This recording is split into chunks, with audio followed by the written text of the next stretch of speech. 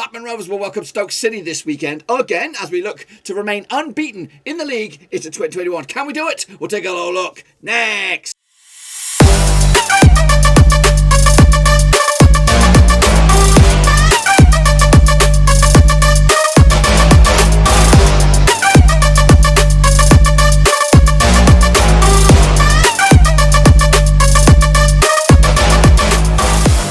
Right, folks, back once again with another match preview. This time looking forward to Blackburn Rovers up against Stoke at Ewood Park. Oh yes, and we'll get to that in just 1 second. If you are new, bang your subscribe button to get you bang up to date with all things Blackburn Rovers related, championship related. Whoa, football, what are we going to do here?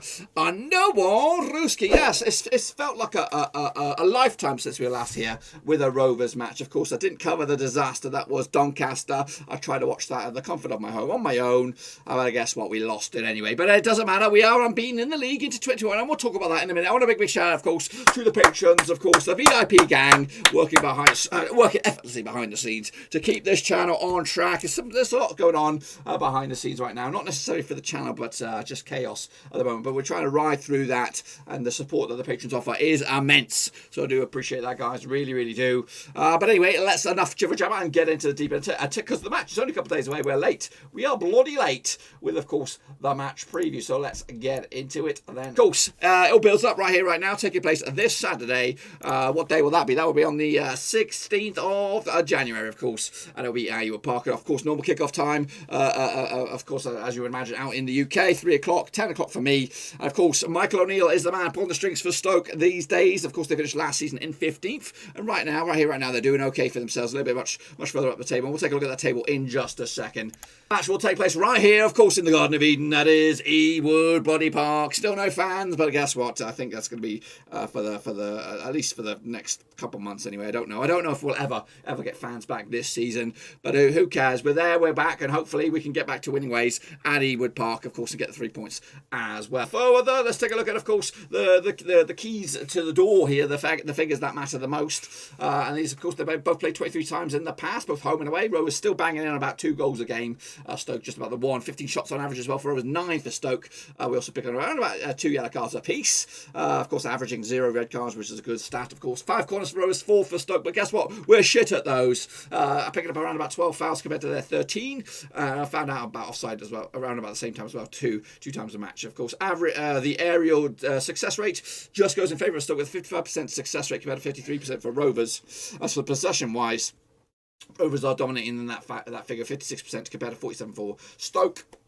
Pass success rate also 79% and also 7% for Stoke. But guess what? That doesn't really that matters nil. What really matters is the position in the table. We'll take a look at the table a little bit later on. But of course, these are the home versus away stats here. What you can expect from Rovers at Ewood and what you can expect from Stoke on the road. Again, that's pretty much similar stats for the goals and pretty much similar stats for the shots.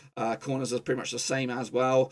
Possession is a little bit more favourable for Rovers. And again, aerial success rate is still bossed by Stoke. Kicking off forward then, let's take a look at it. What else do we got here? The goals per game figures here, of course. Rovers banging in. Again, this is home and away combined here. 38 goals for Rovers, 26 for Stoke, 27 through open play. That's for Rovers, 17 for Stoke. 3 set pieces, just 3 because we're shit at those.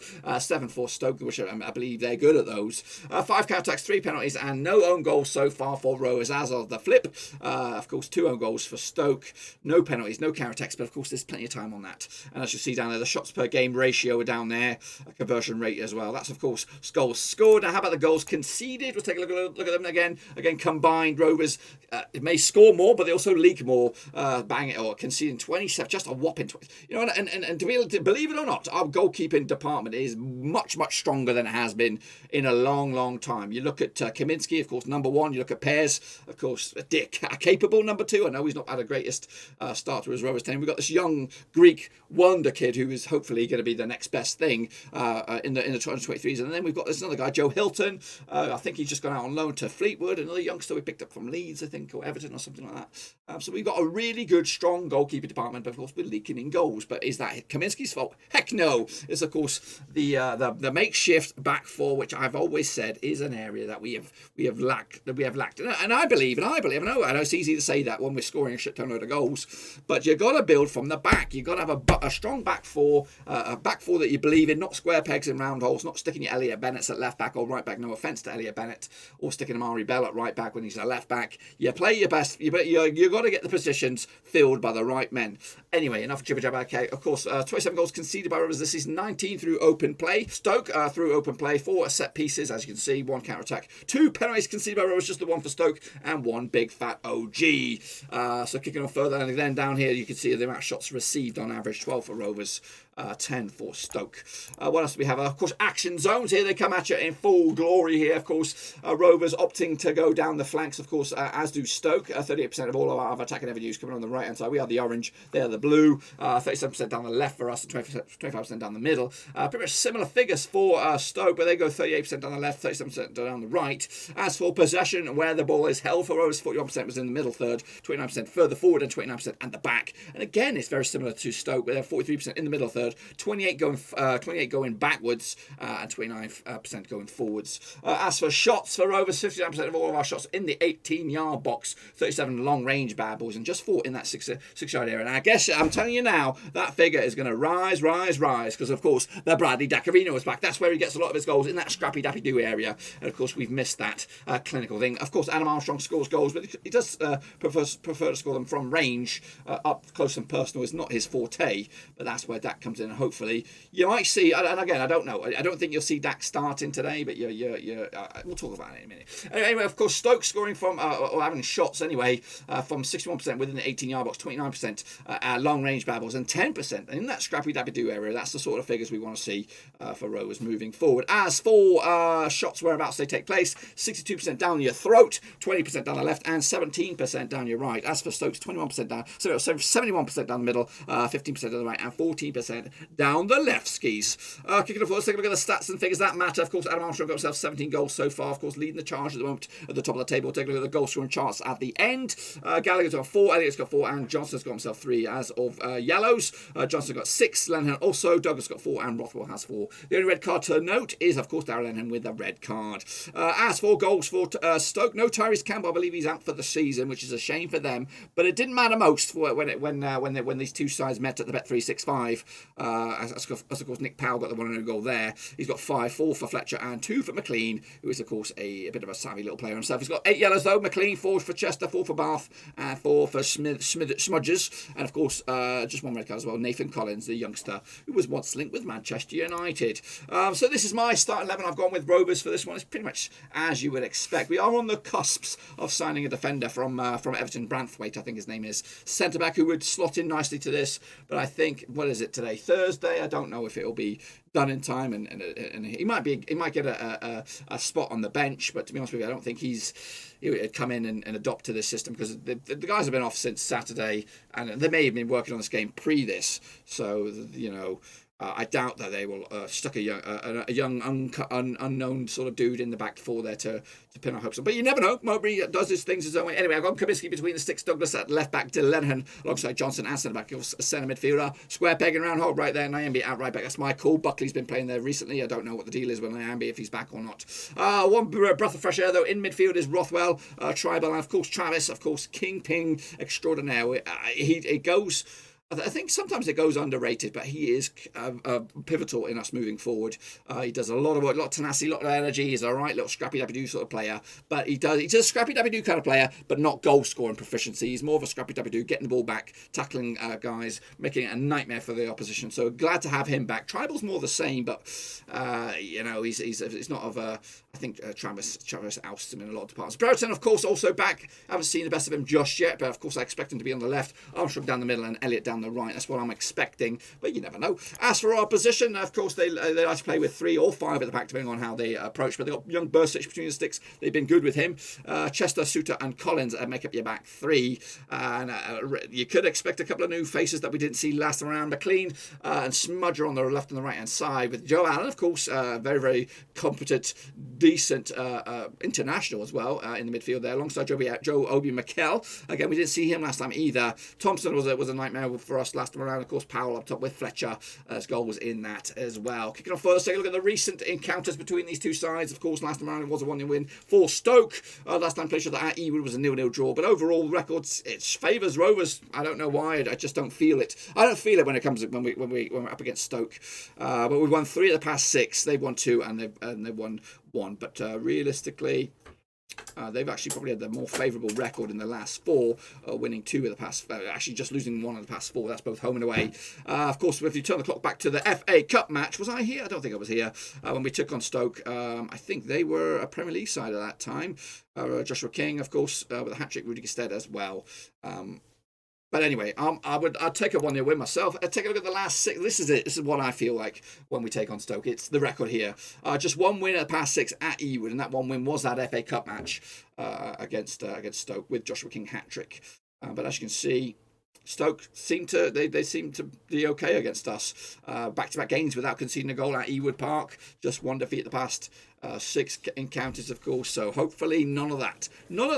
Hopefully we can get back to winning ways. Of course. Take a look at the records heading into this. This is the form book, of course. Rovers, pretty shitty, to be honest with you. What did we win here? We won once of the past 5 on this record. It could stretch even further back than that. Of course, losing to Doncaster, which was a shit show, but it was the FA Cup. But to be honest with you, in all honesty, the only negative by not winning in the FA Cup, of course, well, there's a couple of negatives, is the money, and of course the prospect of playing another side. But I think the result of this, you would have played West Ham. To be honest with you, that does not appeal to me whatsoever. There's no excitement about that. You know, if we got drawn against the winner would have got drawn against Burnley or a Manchester United or an Arsenal or a team up there that a sort of put us in the spotlight a little bit, then I'll get be a little bit gutted about. But you're risking another match, which we are congested anyway. We are stacked up with the eyeballs with injuries for the most part of the season. We really want to make a push for that top 6, and I know it looks like a long shot at the moment as of right now, but another fixture on the list or another competition to take away our focus, I think, is not good enough. It's just an unwanted burden unless there's something for us to gain out of it. A local rivalry, rekindle that. Yes, it would be fantastic. Of course, you could ambitiously shoot for a long cup run, but to be honest with you, are we going to win the FA Cup? No. West Ham going to win the FA Cup? No. So, forget about it. Doncaster? No. They're not going to win the FA Cup. If they do, yeah. Come back and bite my words. But anyway, of course, yeah, not great form for Rovers. As for Stoke, also pretty shitty. They also lost to Leicester City in the cup. They've actually gone 5 games without a win. So that's promise for us. They actually got back-to-back games without a goal. In fact, if you want to break it even down further, they've actually gone into 2021 without scoring a goal. So hopefully that run can continue a little bit further on into 2021 as well. Let's take a look at the home versus away form here. And it's a little bit more pleasant for Stoke fans when you look at this. Not very good for Rovers fans. It's okay for Rovers fans, of course. Just 1 win in 4 games out of home. It's not great. Again, that Christmas period has been shocking. Not good enough. We scraped a win against Rotherham. We also scraped wins against Barnsley and Millwall, to be honest with you. It's not been good. I'm hoping that that belief, that win against, and it was a good feeling to beat Birmingham last time around. Dak on the score sheet as well, Armstrong as well, doing the bits as well. So hopefully we can get a bit of a vibe just like that. But as for Stoke, unbeaten in the last 6 on the road, but only winning once in the past 4 or 5 even. So not great. Only scoring 1 goal in the last 5 away games. So that's a pretty shitty stat for them to look at that. So hopefully more of that. And we'll see how it goes. Of course, this is the form table as it stands overall, both home and away. Rovers sitting in 14th, Stoke down in 16th though, but again, doesn't really matter form. If the season was to end today, they'll be up above us in the old table. A quick look at the home form for Rovers. We sit in 6th, which is good for us. I've got to believe that maybe we have the home form that will get the win and maybe move us back to the top of the form charts potentially. Of course, as for the away charts, let's take a look at Stoke. Then they are down here, well actually up here in 3rd place. That good away form, and they probably would prefer to play this game at Ewood Park than they would at the Bet 365. And of course, what else do we have here? Of course, the record, Tony Mowbray's record against Mr. Michael O'Neill is actually they've managed against each other 3 times in the past, and they've won one, lost one, and they've drawn one. As for Mowbray himself, his record against Stoke is pretty shitty. He's actually managed against them 11 times, and that's both when he was managers of like West Brom and Coventry, perhaps. He's managed against them 11 times, winning just 2 of them, losing 7 of them, and picking up 2 draws. Can he get a first or a well overdue win to get himself back in track? We'll have to wait and see, of course. But that is just a little bit of what I've had to say. What about the Digicast? Digicast, what do you think about this match? What do you expect? Show me what you got.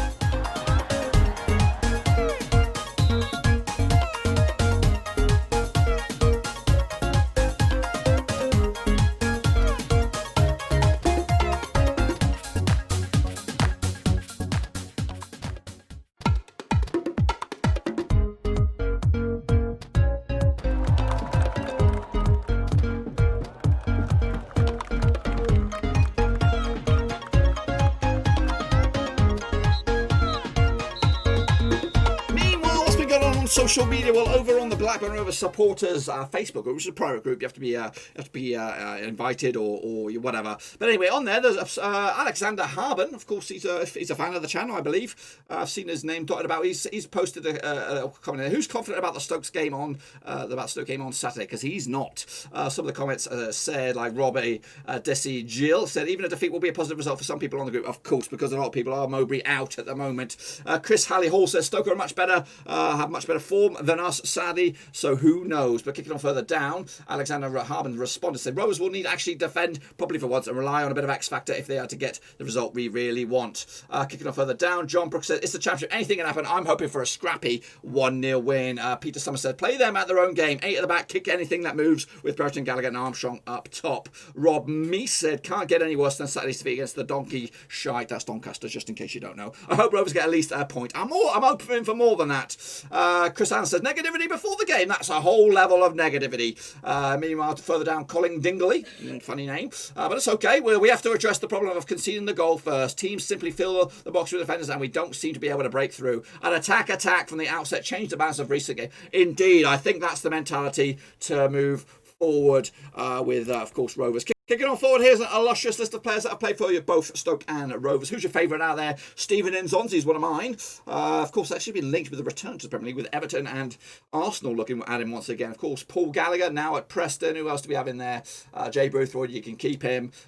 James Beattie wasn't very good for us. We had him at his when he was a baby. Ben Marshall, of course, now playing in non-league. Shay Given as well. Of course, some really good names in there, but I think, to be honest with you, a lot of those names we didn't get the best out of, and I think they had better careers at Stoke. For example, Mame Barim Diouf, of course, former Man United, we had him, he was shite.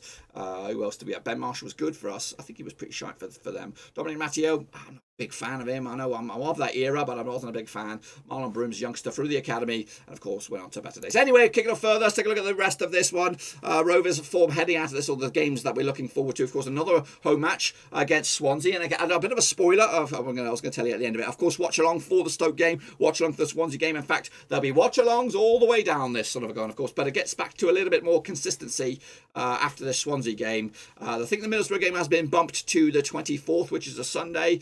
And then, of course, we have Luton, QPR again, and Preston, of course. And then when you look at this, when you look at it realistically, deep down, they're all winnable games.